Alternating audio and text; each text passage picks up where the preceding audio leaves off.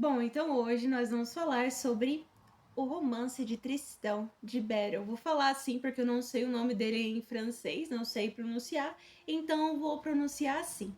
Este livro aqui, nesta obra, foi escrita ali por volta do século XII, tá? E é considerada o primeiro escrito, né, dessa lenda de Tristão e Isolda em vernáculo, né, no francês.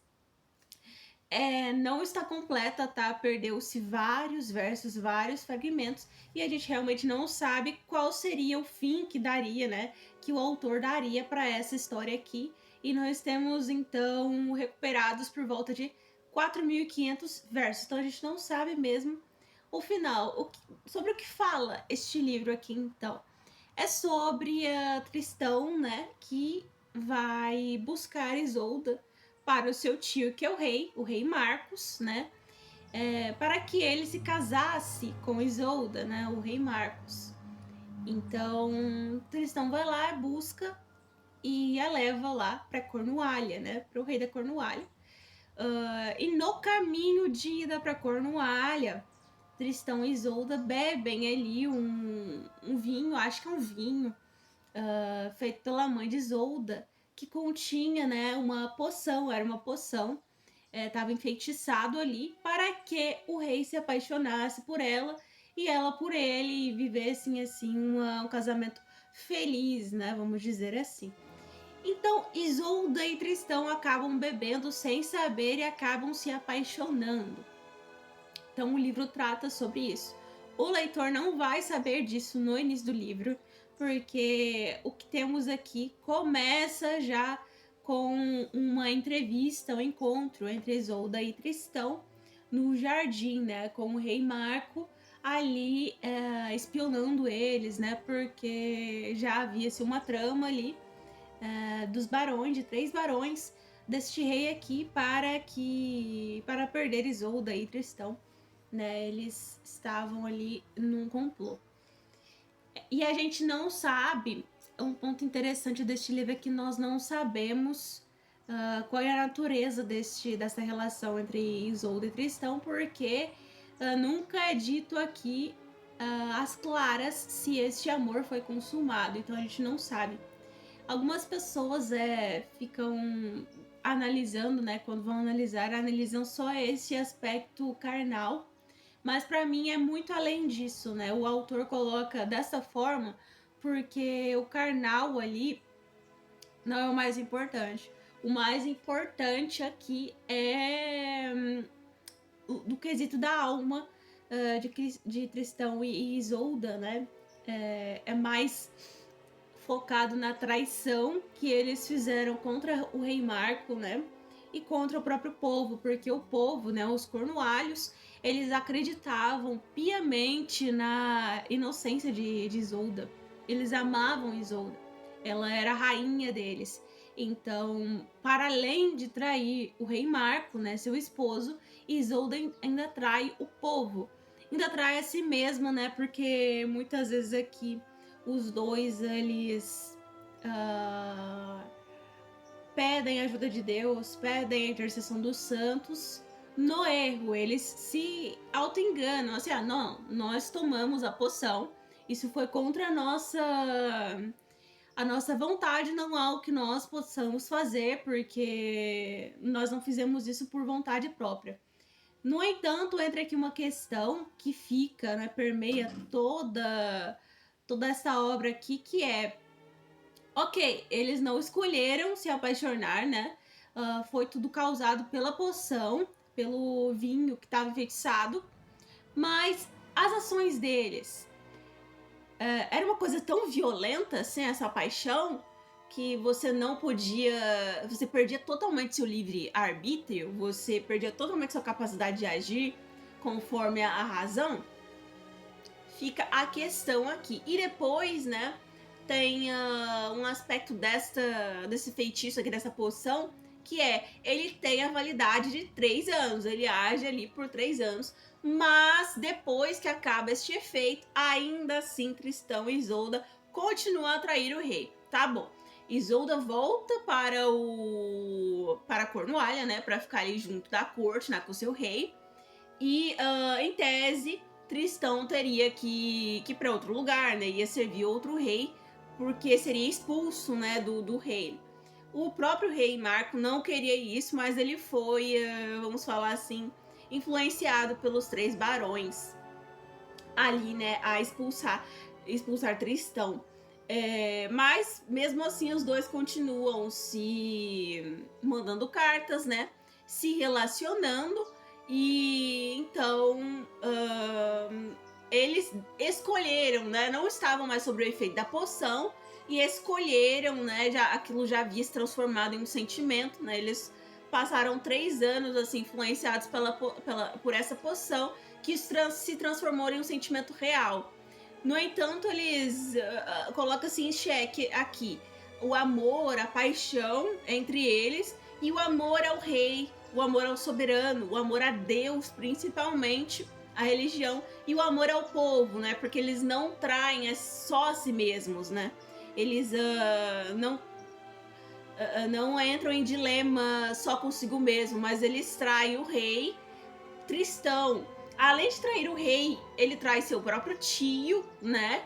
E trai ali a sua posição, né? De uma pessoa que tem que servir ao soberano, servir ao rei. Então ele trai o rei e ainda é adúltero, né? E pior para Isolda, que é a rainha, traz a confiança de seu povo, né? Dissimulada, e traz seu marido também. Falando aqui dos personagens, Isolda é uma pessoa muito perspicaz aqui. Ela que comanda assim, a maior parte dos planos aqui, ela que comanda. Ela entende, né, quando o rei está ali vigiando eles.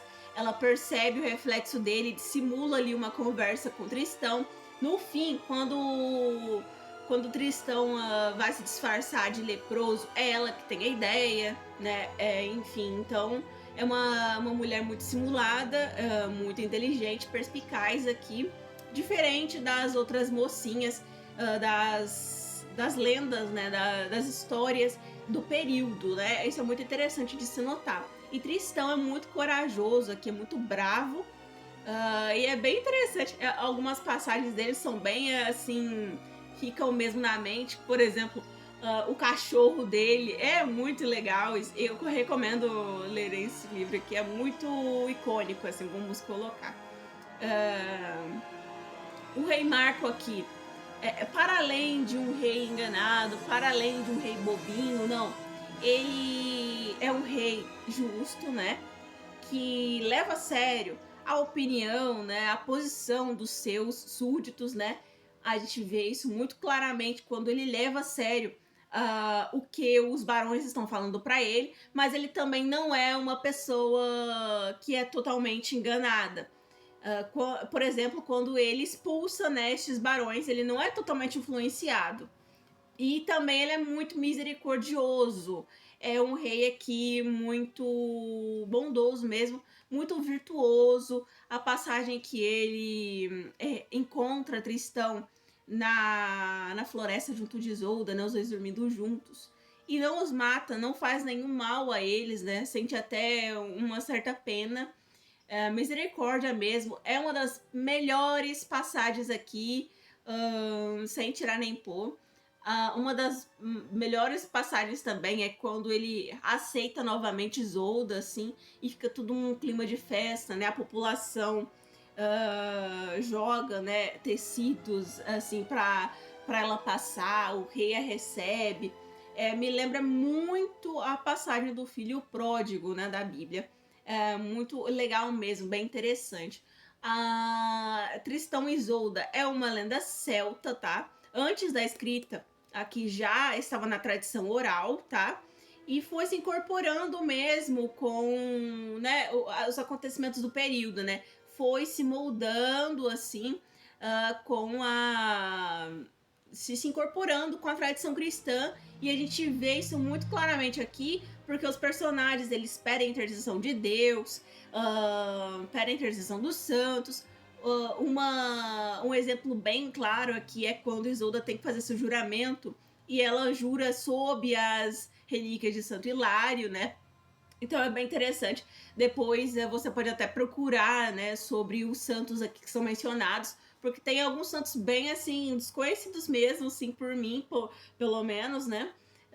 Santos bem diferentes aqui. Então é interessante procurar depois. E fica essa questão, né, da moralidade. Tem duas escolas, vamos dizer assim.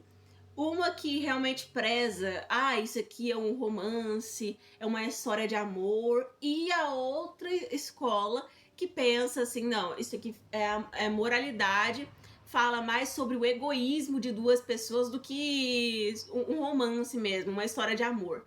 E eu fico com essa segunda perspectiva, tá? Então eu recomendo mesmo. Este livro aqui eu só peguei para ler porque estava no meu grupo, né, no meu clube literário, né, foi escolhido no meu clube literário, e eu acho que se não fosse por ele eu não teria lido essa obra aqui, então fico muito grata por ter tido essa oportunidade. Realmente é uma obra bem legal, bem interessante de ser lida, tá? Principalmente nessa ótica de moralidade, de egoísmo, é bem interessante mesmo, tá? E fica a minha indicação, tá? Se eu fosse assim pontuar, seria 9,5 de 10. Eu gostei bastante, mas talvez você que não está acostumado, né, a ler clássicos, a ler também histórias em versos, né, escritas em versos, talvez você se sinta assim um pouco perdido, né, não entenda, tenha que ler 2, 3 vezes aqui algumas passagens, mas com paciência você consegue e com certeza vai desfrutar bastante aqui dessa história. E é isso, fica a indicação.